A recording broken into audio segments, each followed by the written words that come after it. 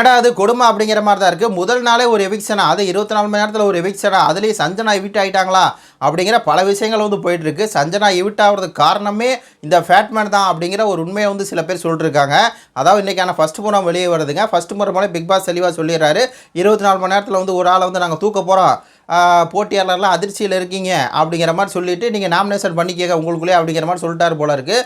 உடனே ஜாக்குலின், ஃபேட்மேனு, அதுக்கப்புறம் ஆர்னவெலாம் பேசிகிட்டு இருக்காங்க. அது எப்படி 24 மணி நேரத்தில் வந்து ஒரு ஆளை வந்து நம்ம நாமினேஷன் பண்ண முடியும், அது எப்படி இது வந்து அன்ஃபேர் ஆச்சு அப்படிங்கிற மாதிரி குரல் கொடுக்க ஆரம்பித்தாங்க நம்ம ஜாக்குலின். மற்றவெல்லாம் அந்த போட்டியை புரிஞ்சுக்கிட்டு இதான் இங்கே வந்து போட்டி, இப்படி தான் நம்ம பண்ண போகிறோம் அப்படிங்கிறத புரிஞ்சுக்கிட்டு போயிட்டான்.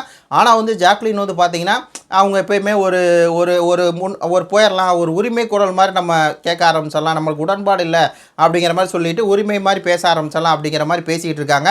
சரி ரைட்டு, அது ஒரு காமெடியாக தான் இருந்துச்சுன்னு நினைக்கிறேன். அதுக்கப்புறம் எல்லோரும் வந்து உட்காந்துட்டு நாமினேஷனை வந்து பண்ண ஆரம்பிக்கிறாங்க. ஃபஸ்ட்டு எடுத்தோடனே தர்ஷா குத்தை வந்து சத்யாவை சொல்லிட்டாங்க. சத்யா பார்த்துமா, தர்ஷா குத்தா ஃபஸ்ட்டு எடுத்தோடனே வந்து ஓப்பன் நாமினேஷனில் ஃபயர் பண்ணி விட்டாங்க தர்ஷா குத்தா அப்படிங்கிற மாதிரி தான். ஏன்னா இப்படி தாங்க பண்ணணும், அதாங்க ஒரு ஃபயராக இருக்கும். ஒரு பெரிய ஆளை போட்டி போட்டு அடித்தாதான் நல்லாயிருக்கும். அதுக்கப்புறம் வந்து பார்த்திங்கன்னா விஜய் விஷால் வந்து ஜாக்லினை சொல்லியிருக்கார், வாழ்த்துக்கள் விஷால், வாழ்த்துக்கள், நீங்களும் கரெக்டாக வந்து பண்ணியிருக்கீங்க. அதுக்கப்புறம் சௌந்தர்யா வந்து அரணுவ பண்ணாங்க.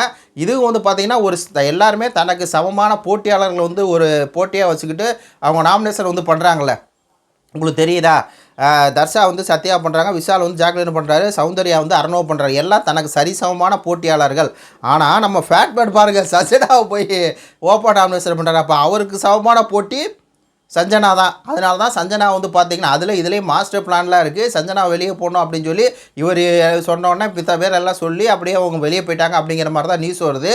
அதான் இவருக்கு ஏற்ற போட்டியாளர் யார் அப்படின்னா அவங்க அப்படிங்கிற மாதிரி சஞ்சனா அப்படிங்கிற மாதிரி ஃபேட்மேன் சொல்ல. அதுக்கப்புறம் நம்ம அருண் வந்த ஒரு ஃபேட்மேன், நீங்கள் வெளியே போகணும், நீங்கள் உங்களை நாமினேஷன் பண்ணுறேன் அப்படிங்கிற மாதிரி சொல்லி ஒரு அதிரடியாக வந்து பார்த்திங்கன்னா அதிரடியாக வெளியே போகிறது யார் அப்படிங்கிற மாதிரி இந்த ப்ரோமோ வந்து முடியுதுங்க. இந்த ப்ரோமோ பார்த்தோன்னே தெரியுது பிக் பாஸ் வந்து ஆரம்பத்துலேயே ஒரு ஃபயரை வந்து கொடுக்கணும் அப்படிங்கிற மாதிரி.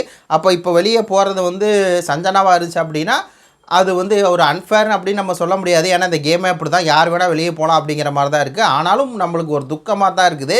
அது காரணம் இந்த ஃபேட்மேனாக தான் இருப்பார் அப்படிங்கிற ஒரு விஷயம் வந்து வெளியே வரப்போகுதுன்னு நினைக்கிறேன். அப்படி தான் எல்லாம் சொல்லிருக்காங்க. ஏன்னா இதில் அவர் தானே சொல்கிறாரு, ஃபேட்மேன் தானே சஞ்சனா சொல்கிறாரு. எல்லாம் அவங்களுக்கு நிகரான போட்டியாளர் சொல்லும் போது இவர் மட்டும் யார் சொல்கிறாரு, சஞ்சனா வந்து சொல்கிறாரு. அப்போ உண்மையாலுமே அங்கே என்ன நடந்துச்சு அப்படிங்கிறது லைவை பார்க்கும்போது தான் தெரியும். அப்போ லைவ் வர இதெல்லாம் யார் பிளான் பண்ணது, யார் பிளான் பண்ணி சஞ்சனா வந்து வெளியேற்றிருக்கா அப்படிங்கிறத பற்றி அடுத்தடுத்த காணொலியில் வந்து பார்க்கலாம். நம்ம சேனலை லைக் பண்ணிக்கோங்க, சப்ஸ்கிரைப் பண்ணிக்கோங்க. நன்றி, வணக்கம்.